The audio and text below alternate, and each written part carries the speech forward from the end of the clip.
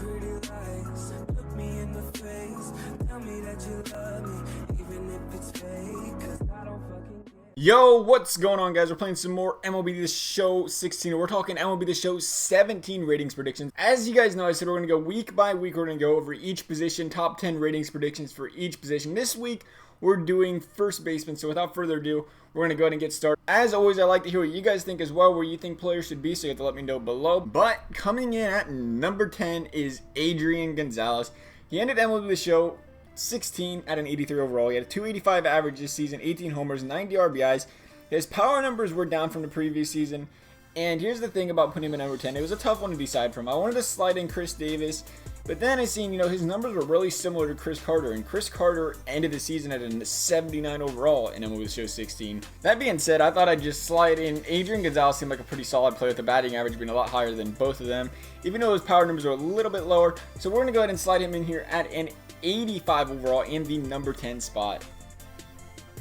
Coming in at number 9 is Jose Abreu. He started the season really slow, but really got it going later on in the year. I mean, he batted 293 at 100 RBIs, 25 homers, and 47 walks. The surprising thing is he ended at 82 overall in MLB The Show 16. Even with those numbers, they never really bumped his overall back up at the end of the season. I think we see his overall venture back up to that 86 overall range. Speaking of guys whose overalls never got bumped up, coming in at number 8 is Hanley Ramirez. He was an 82 overall almost all season last year. It seemed like was it a fluke of an overall? I get it. He was playing on a really potent offense. Still, you got to give the guy credit. He batted 286. He had 111 RBIs, second amongst first basemen.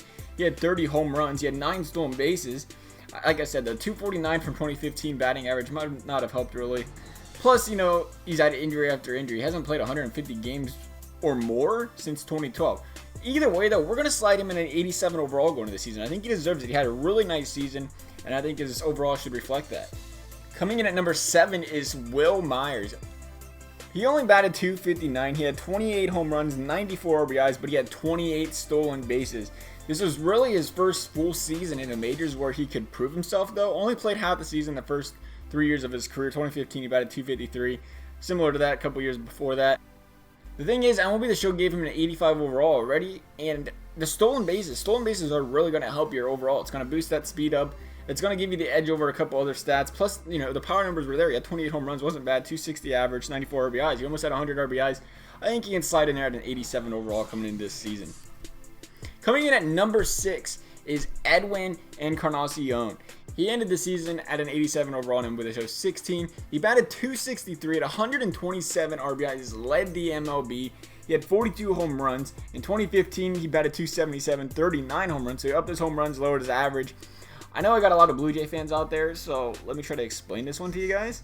Like I said, he ended MLB The Show 16 at an 87. Yes, he led the league in RBIs, but his average was just that, average. And the biggest factor really here is the fact that he played DH. Look at David Ortiz last year. He had an MVP caliber season and ended with an 89 overall. It really hurts an overall not getting those defensive stats, and I think that's what's really going to keep Encarnacion from being any higher than 87 overall going into the next season. He's a terrific player, but I think that defensive stats are going to hurt him. And being a Reds fan, I've seen him play defense. There's a reason he's playing DH. Coming in at number 5 is Freddie Freeman. Yes, I got him pretty high in this list. He batted 302, third best among first basemen. He had 91 RBI, 34 homers, and a 400 on-base percentage. He batted 276 in 2015.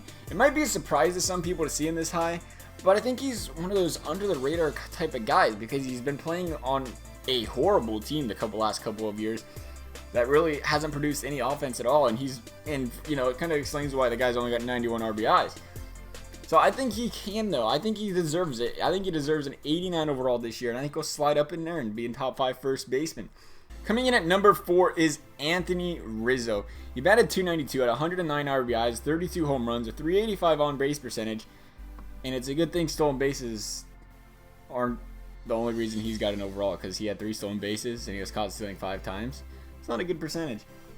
Anyway, he batted 278 in 2015. He ended with a 93 overall, and he came in as a 92. And he came into MLB The Show as a 92, and his numbers improved from 2015. So I would find it surprising if he started the season anything but a diamond. We're going to list him as a 93 overall going into next season. Coming in at number 3 is my boy, Joey Votto. Batted .326 last season, first among first basemen, had a .434 on base percentage, first amongst the league, 97 RBIs, 29 home runs, 8 stolen bases. In 2015, he batted .314. And if you remember, Votto, for the second year in a row, had a really slow start. He just tore the cover off the ball in the second half, though. Batted .400 after the All-Star break. That is insane. And we're going to give him a 94 overall going into this season. Coming in at number 2 is Miguel Cabrera, one of the best in the league for quite some time. .316 batting average, second among first basemen, 38 homers, 108 RBIs, no stolen bases. In 2015, he batted .338, as you know, had another stellar season then. He's just missing number 1, and we're going to give him a 94 overall as well going into MLB The Show 17. Coming in at number 1 is Paul Goldschmidt. He batted .297, 24 home runs, 95 RBIs, a .411 on base percentage. He had 32 stolen bases, and it makes him stand out from the other first basemen. I think them stolen bases do. In 2015, he did bat .321 with 115 RBIs. And the whole putting Goldschmidt number 1 may be a bit controversial to some of you guys of a decision, but when you look at ratings in MLB The Show, speed can really affect your overall. That's why I think ultimately I'm giving him the edge over Votto and Miggy, because he's got 30 stolen bases. Miggy had none. Votto had 8 or 9. I think that's going to give him the edge over these two players. All three of them very good first basemen. I could argue all of them being number 1, quite honestly. I understand your argument. One last thing I want to throw in there was there are a few guys that barely missed the list, I think, and that was Eric Hosmer, Brandon Bell, Albert Pujols, all really good players. Pujols, another one of those guys hit by the DH bug.